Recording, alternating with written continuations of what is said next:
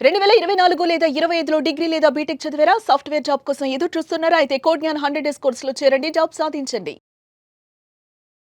నమస్తే. నటుడు 'శివాజీ' చేసినటువంటి వ్యాఖ్యలు ఎంత దుమారం రేపాయో మనం చూసాం. అనసూయ కావచ్చు, శ్రీపాద చిన్మయి ఇంకా చాలామంది కౌంటర్‌లు ఇచ్చిన పరిస్థితి ఉంది. ఆ తర్వాత శివాజీ క్షమాపణలు కూడా చెప్పారు.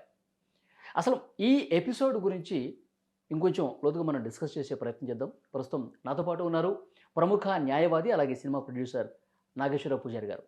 సార్ నమస్తే.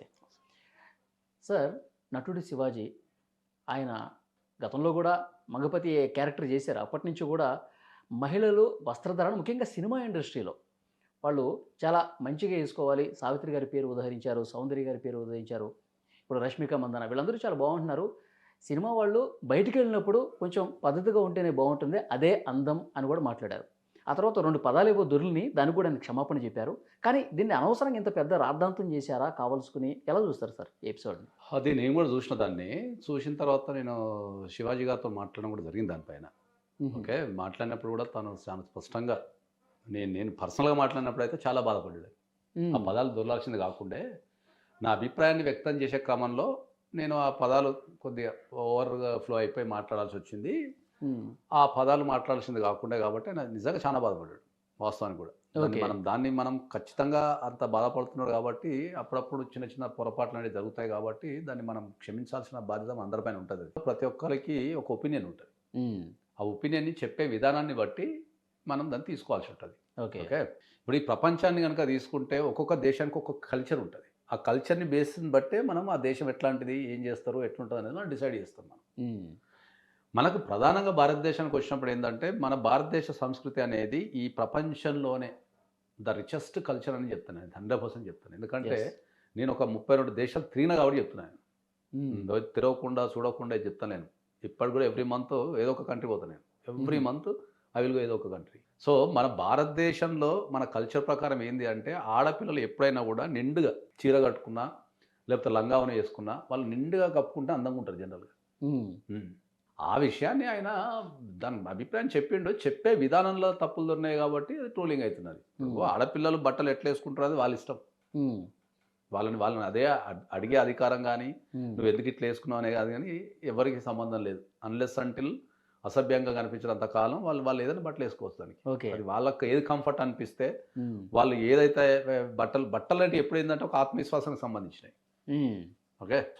సో, వాళ్ళు ఏ బట్టలేసుకుంటే వాళ్ళకి ఆత్మవిశ్వాసం వస్తదో, ఏ బట్టలేసుకుంటే కంఫర్ట్ ఉంటారో ఏసుకోవడం అనేది వాళ్ళ ఇష్టం అది. హ్మ్.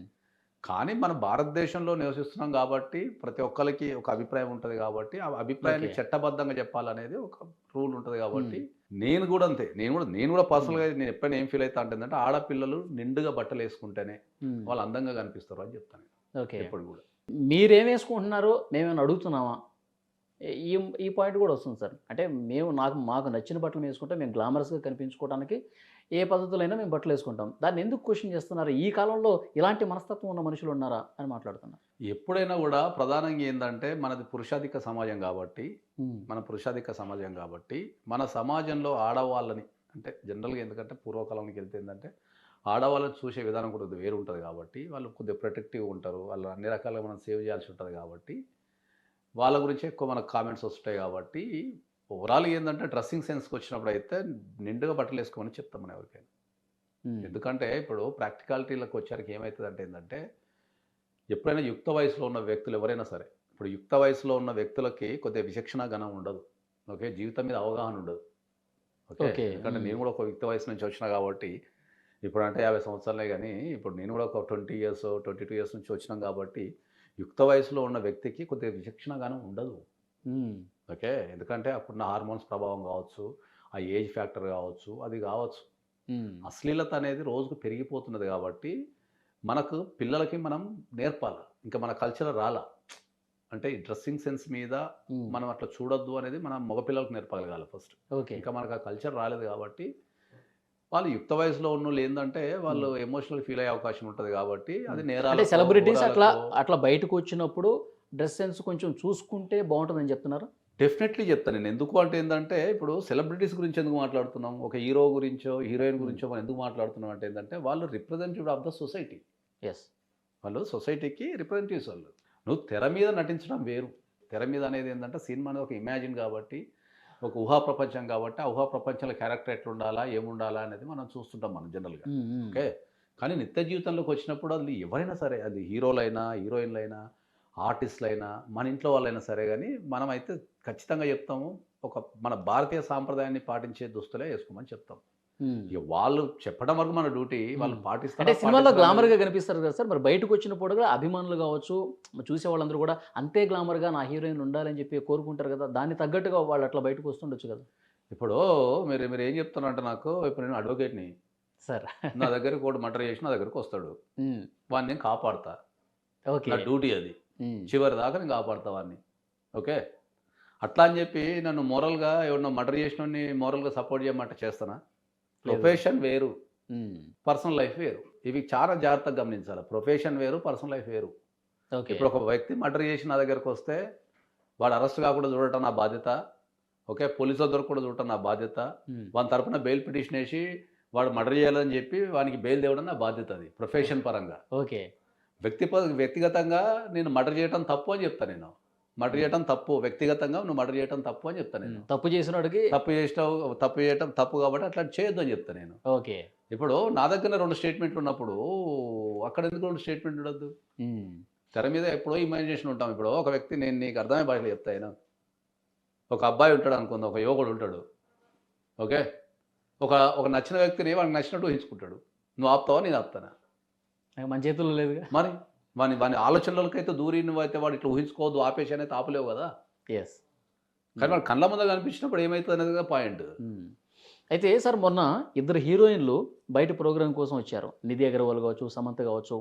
అంటే వాళ్ళు అట్లా వచ్చినప్పుడు అక్కడ ఉన్నటువంటి యూత్, జనాలు, అభిమానులు మీద పడిపోయి వాళ్ళని టచ్ చేసే ప్రయత్నం కూడా చేశారు. ఆ టైంలో కూడా ఈ అనసూయ లాంటి వాళ్ళు వీళ్ళందరూ కూడా స్పందించారు. అంటే డ్రెస్ సెన్స్ మార్చుకోవాలి అని చెప్పేవాళ్ళు వాళ్ళ మీద పడుతున్నారు కదా, వాళ్ళ తీరు మార్చుకోండి అని చెప్పి వాళ్ళని ఎందుకు క్వశ్చన్ చేయాలని చెప్పి అంటున్నారు వాళ్ళు. నేను అదే చెప్తున్నా కదా. ఇప్పుడు వచ్చిన ప్రాబ్లం ఏముంది అంటే, జనరల్గా హీరోయిన్స్ అనే కాదు, జనరల్గా హీరోలంటే కూడా మీద పడి రక్కటాలు, వాళ్ళని కలవాలని ఆ ఆతృత, వాళ్ళని ముట్టుకోవాలని, కలవాలని, వాళ్ళతో మాట్లాడాలని ప్రతి ఒక్కరికి ఉంటుంది. అది సహజం. అది మీరు లేడీస్ అంటే బ్రాడ్ ప్రాస్పెక్ట్లో చూస్తే ఏంటంటే హీరోలు కూడా పరిస్థితి ఉంటుంది. చాలా సందర్భాలలో సినిమా ఇండస్ట్రీలో హీరోలు కూడా పరిస్థితి ఉంటుంది. కంట్రోల్ చేయనంత పరిస్థితి ఉంటుంది. సో ఇక్కడ మనం డ్రెస్ సెన్స్ గురించి మాట్లాడేటప్పుడు ఏంటంటే, మనం అందరం ఏం కోరుకుంటున్నాం అంటే మన భారతదేశ కల్చర్ని ఓకే ప్రతిబింబించేటట్టు.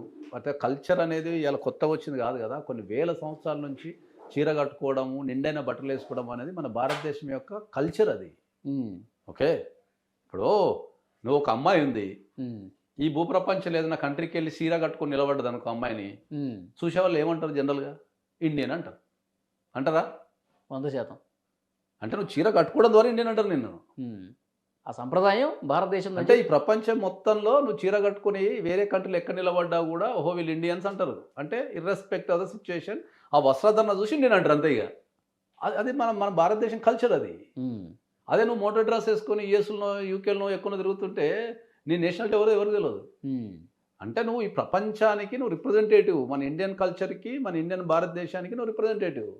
సో అది కల్చర్ అనేది కొన్ని వేల సంవత్సరాల నుంచి వచ్చింది కాబట్టి, ఇప్పుడున్న యువత అనేది దాన్ని మారుస్తుంది కాబట్టి, మళ్ళీ ఒకసారి బ్యాక్ టు ద రూట్స్ ఏంటంటే, నిజంగా నేను వాస్తవం చెప్తున్నా మీకు. ఈ అందరూ మాట్లాడే మాటే, అమ్మాయిలు నిండుగా కప్పుకుంటేనే వాళ్ళలో అందం ఉంటుంది.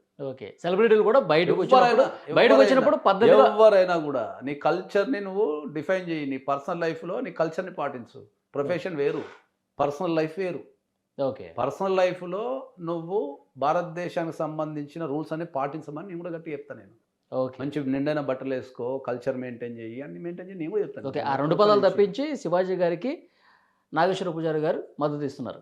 డెఫినెట్లీ ఇస్తాను నేను. డెఫినెట్లీ ఆ 2 పదాలు అంటే 100% తప్పు. సార్ కూడా చాలా రిగ్రెట్, శివాజీ గారు కూడా చాలా రిగ్రెట్ ఫీల్ అయ్యాను. నేను పర్సనల్గా మాట్లాడినప్పుడు చాలా లేదండి నేను తప్పు చేశాను నాతో అంటే నాకే బాధ అనిపించింది. సరే సార్ అప్పుడప్పుడు తప్పులు తోలుతుంటాయి కదా నేను చెప్పినాను. కానీ అది ఇప్పుడు అదే చెప్తున్నా, మనం చెప్పే విధానాన్ని బట్టి ఉంటుంది. అదే అభిప్రాయం, పర్సనల్ అభిప్రాయం ఏముంటుంది. నేను భారత పౌరుని కాబట్టి నా పర్సనల్ అభిప్రాయం ఏముంటుంది. ఏ అమ్మాయి అయినా సరే నిండుగా మంచిగా బట్టలు కట్టుకుంటేనే ఆడవాళ్ళ అందం అనేది డబల్ అవుతుంది అంటే నేను వాళ్ళని చూడబుద్ధి అవుతుంది, డబల్ అవుతుంది ఉంటుంది అని చెప్తాను నేను. ఇప్పుడు కల్చర్ ఉంది, నాకు స్వేచ్ఛ ఉంది కదా అని చెప్పేసి ఇప్పుడు రాజ్యాంగం చాలా మందికి అర్థం కాదు. ఉమ్. రాజ్యాంగంలో ప్రతి దానికి స్వేచ్ఛ ఉంటుంది, దాని లిమిటేషన్ ఉంటుంది. వాక్ స్వాతంత్రం ఉంది, వాక్ స్వాతంత్రం ఉంది కానీ ఎవరు పడితే అట్లా మాట్లాడతారా? బూతులు అగైన్ దెర్ ఇస్ మాట్లాడలేక. A limitation. Yes. Again there is a limitation. Yes. అట్లా నాకు నచ్చిన బట్టలు వేసుకుంటా అని చెప్పి ఇష్టమైన బట్టలు అయితే వేసుకుని తిరగలేవు కదా. ఇప్పుడు బిక్ని వేసుకుని రోడ్ల మీద తిరుగుతావా నా నచ్చిన బట్టలు అని చెప్పేసి? సమయము, సందర్భము, అకేషన్ బట్టి నువ్వు బట్టలు వేసుకుంటావు. Yeah. కాబట్టి ఓవరాల్గా ఏంటంటే నా పర్సనల్ అభిప్రాయం కూడా అదే. డెఫినెట్లీ ఆడపిల్లలు ఎక్కడ కూడా మన భారతదేశ సంస్కృతిని ప్రతిబింబించేటట్టు అందంగా మంచిగా తయారైతే మంచిగా ఉంటుంది. Thank you sir.